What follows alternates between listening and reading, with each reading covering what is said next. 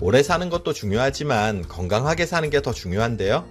요즘은 건강에 관한 정보들이 홍수처럼 넘쳐나는 시대다 보니 건강해지는 방법을 몰라서 건강이 나빠지는 것이 아니라 오히려 너무 많은 정보들 속에서 어떤 정보를 선택하고 따라야 할지를 못 찾아서 그런 게 아닌가 하는 생각도 드는데요.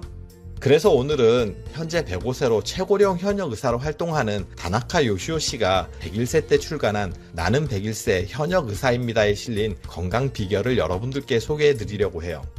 지금은 어떻게 지내시는지 궁금해서 인터넷을 찾아보니 105세인 현재까지도 의사로 활동하시는 것 같더라고요. 대단하죠? 분명 여러분들의 건강에 도움이 될 거예요. 끝까지 집중해 주세요. 안녕하세요. 알아두면 삶이 힘이 되는 채널 매일 3분입니다. 105세 현역 의사의 건강 비결 첫 번째, 규칙적으로 삽니다. 건강에 있어서 규칙적인 생활 습관은 무엇보다 중요한데요. 저자는 거의 매일을 규칙적으로 지내며 몇 년간 거의 이 생활에 변함이 없다고 해요.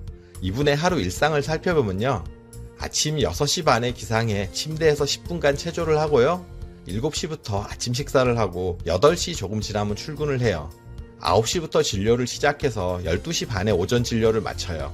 몇 년 전까지는 낮 2시부터 5시까지 오후 진료도 했는데 지금은 오전 진료를 끝내면 집에 돌아와 점심을 먹고 2시부터 40분 정도 낮잠을 잔다고 하고요.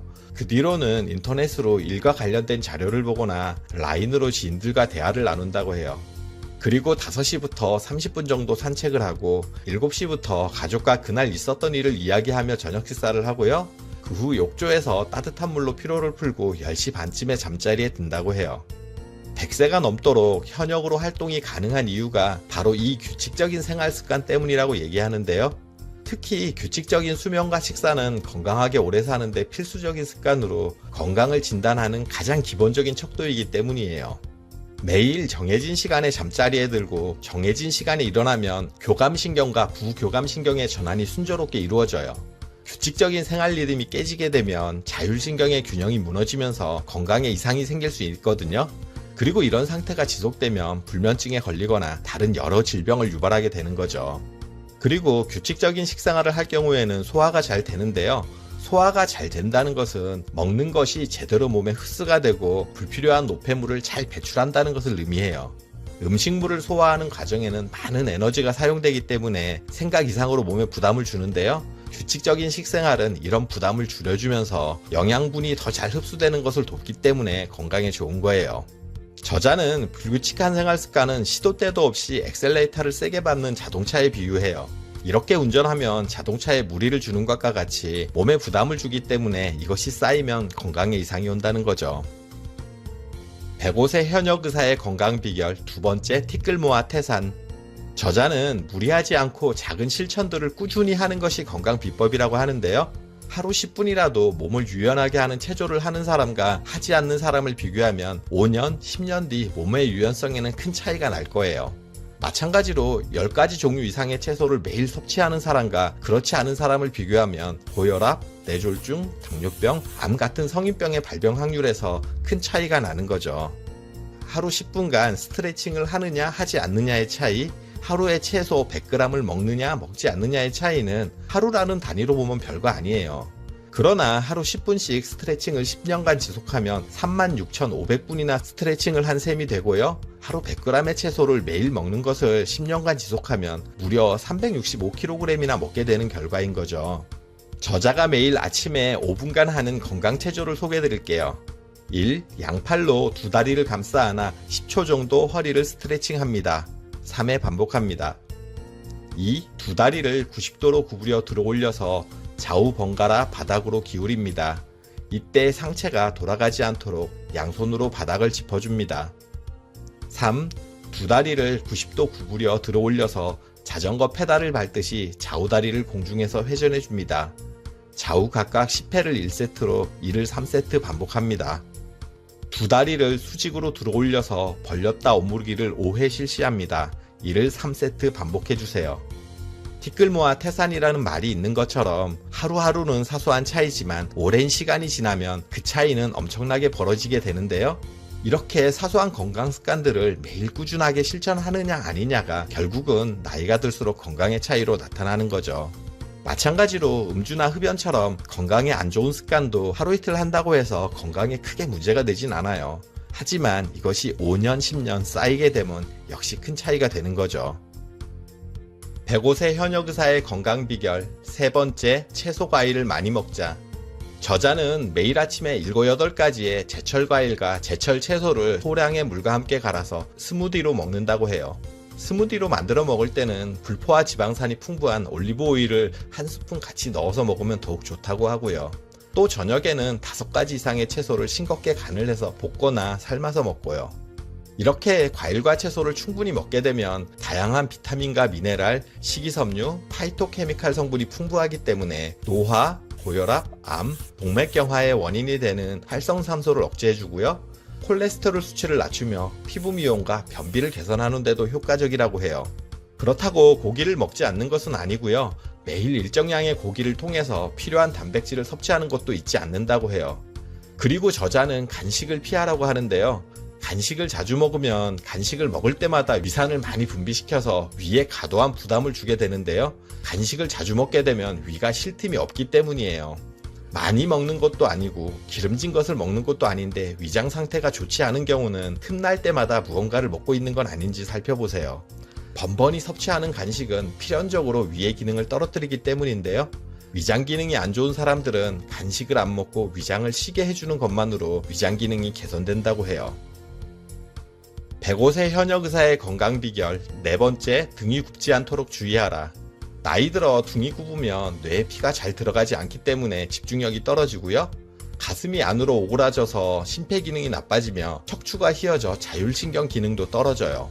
또 피로를 빨리 느끼게 되고 지구력 또한 떨어져서 질병의 발생 확률도 높이고요.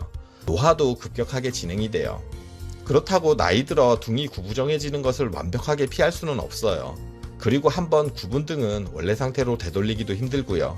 다만 평소에 어떤 자세로 활동하느냐에 따라 등이 굽는 정도가 달라지기 때문에 등이 굽지 않도록 평소에 주의해야 하는 거죠. 의자에 앉을 때나 서 있을 때 항상 허리를 펴서 바른 자세를 취하고 얼굴도 정면을 향해야 해요. 낮에 활동할 때 바른 자세를 유지하는 것은 물론이고 잠을 잘 때도 주의해야 하는데요. 요즘 대부분의 사람들은 푹신한 침대 생활을 하잖아요. 반면 저자는 약간 딱딱한 매트에서 생활하며 잘 때 베개는 사용하지 않는다고 해요. 등이 구부정해질까봐 베개를 베지 않는 것은 아니고 젊었을 때부터 베개 없이 자는 것이 편해서 사용하지 않는 것이라고 하는데요. 이렇게 잘 경우 등이 뒤로 젖혀진 상태가 되기 때문에 새우등 예방에 도움이 되는 것을 알게 됐다고 해요. 그래서 지금은 병원에서 환자들에게도 이 자세를 권한다고 하고요. 일반적으로 다리를 꼬고 앉는다거나 비스듬한 자세로 있거나 잘 때도 자세에 신경 쓰지 않는 경우가 대부분이죠. 또 평상시 스트레칭 등으로 신체 균형을 유지해야 하는데 대부분의 사람들은 그렇지가 않고요. 이럴 경우 시간이 지나면 지날수록 전반적인 신체 밸런스가 무너지기 때문에 나이가 들면 구부정하게 되는 것을 피할 수가 없다고 해요. 젊어서부터 바른 자세와 스트레칭 등을 통해서 신체 밸런스를 유지해서 최대한 등이 굽는 것을 예방해 주세요. 105세 현역 의사의 건강 비결 다섯 번째, 지나치게 몸을 아끼지 않는다. 나이가 들면 너무 무리하는 것도 좋지 않지만 또 지나치게 몸을 사리는 것도 좋지 않아요. 고령자의 경우 몸을 너무 애지중지하면 순식간에 쇠약해지는 경우가 많은데요. 만약에 골절로 움직이지 못하면 금세 하체가 약해지고요. 병으로 2주, 3주 누워있다 보면 이전의 몸으로 돌아가는데 수개월 이상의 시간이 걸리기도 해요. 그래서 나이가 들면 들수록 몸을 편하게 두면 안 된다고 해요. 건강했던 고령자가 병이 생겨 밖에 나가지 못하고 몇 달 집안에만 지내다 보면 순식간에 몸이 쇠약해져서 계속 누워 지내게 되는 경우가 많거든요. 나이에 맞게 몸 상태에 따라서 휴식은 필요하지만 지나치게 오래 쉬거나 휴양하는 것은 오히려 독이 된다고 해요. 저자가 이 나이까지 건강하게 생활할 수 있었던 건 역시 지나치게 몸을 아끼지 않으면서 지속적으로 일하고 활동하기 때문이라고 하는데요. 일반적으로 나이가 들어서는 남성보다 여성들이 더 건강한 경우가 많아요. 여성의 경우 나이가 들어도 직접 식사 준비를 하는 등 집안일을 계속하는 사람이 많고요. 장을 보기 위해 밖에 나가 많이 걷게 되고 또 매일 산책하는 습관을 가진 사람이 많은 것도 이유가 된다고 해요. 한마디로 나이가 들어도 더 많이 움직이고 활동량이 많을수록 건강에 좋다는 거죠.